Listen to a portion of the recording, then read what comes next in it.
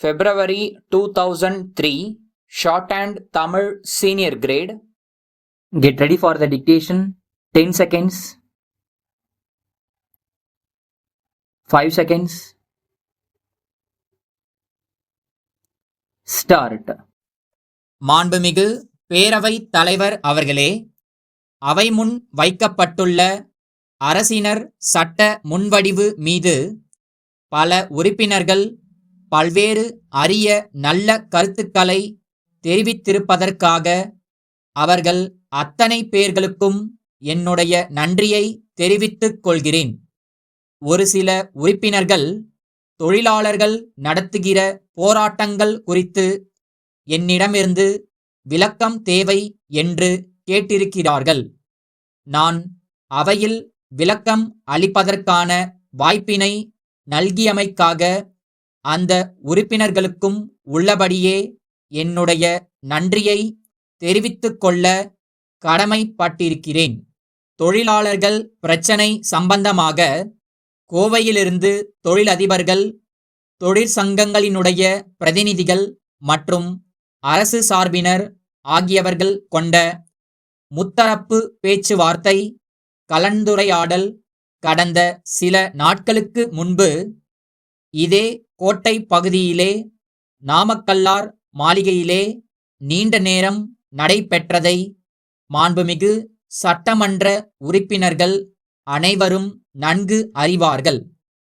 அன்றைய தினம் நடைபெற்ற பேச்சுவார்த்தையின் போது பல கருத்துக்கள் அனைத்து தரப்பினர்களாலும் விவரமாக எடுத்துச் சொல்லப்பட்டிருக்கின்றன.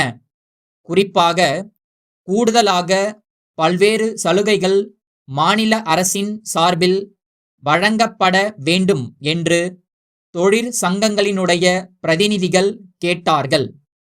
நாங்கள் அவற்றை ஏற்க தயாராக இருக்கிறோம். ஆனால் அவற்றிலே பெரும்பகுதிக்கு பொறுப்புடையது மத்திய அரசுதான் என்று அப்போதே நான் புள்ளி விவரங்களுடன் எடுத்துச் சொன்னதை அனைவரும் ஒருமனதாக ஏற்றுக்கொண்டார்கள் என்பதை இங்கே நான் சுட்டிக்காட்ட கடமைப்பட்டிருக்கிறேன். மத்திய அரசு அந்த கடமையை முழுமையாக செய்ய கடமைப்பட்டிருப்பதால் மத்திய அரசு கண்டிப்பாக அவற்றை நடைமுறைப்படுத்த வேண்டுமென்று அப்போதே நான் எடுத்துக் கூறி இருப்பதுடன் மறுநாளே விரிவாக ஒரு கடிதமும் பிரதமருக்கு எழுதி இருக்கிறேன் என்பதை இந்த நேரத்தில் நான் தெரிவித்துக்கொள்ள கடமைப்பட்டிருக்கிறேன்.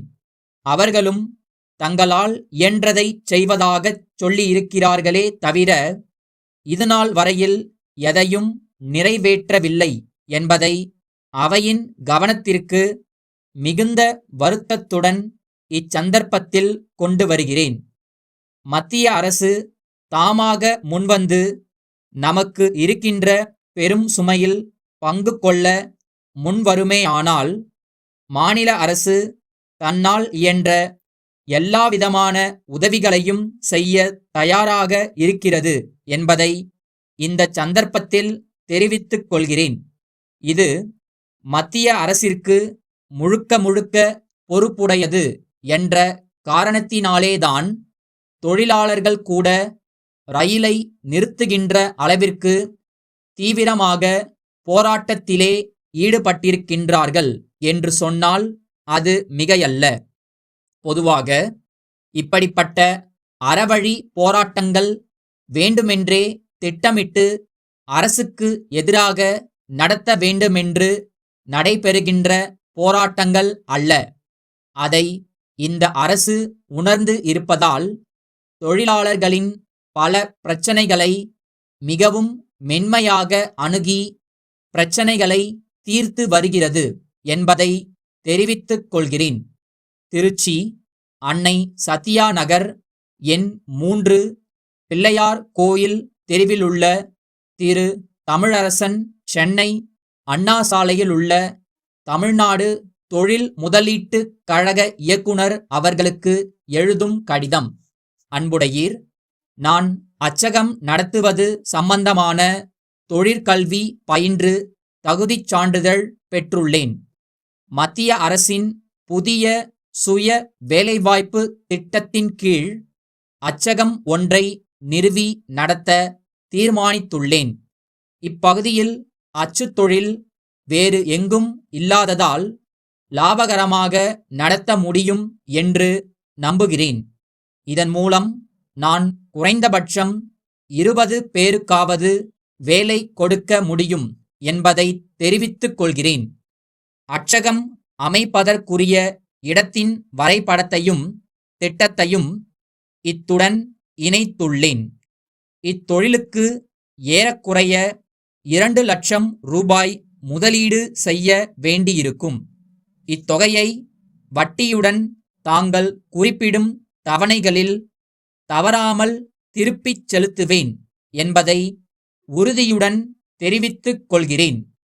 வேலையற்ற பல பேர்களுக்கு சுய வேலை வாய்ப்பளிக்கும் இத்திட்டத்திற்கு தாங்கள் தயவு செய்து ஒப்புதல் அளித்து விரைவில் நிதி உதவி வழங்குமாறு பணிவன்புடன் வேண்டுகின்றேன். தங்கள் நம்பிக்கையுள்ள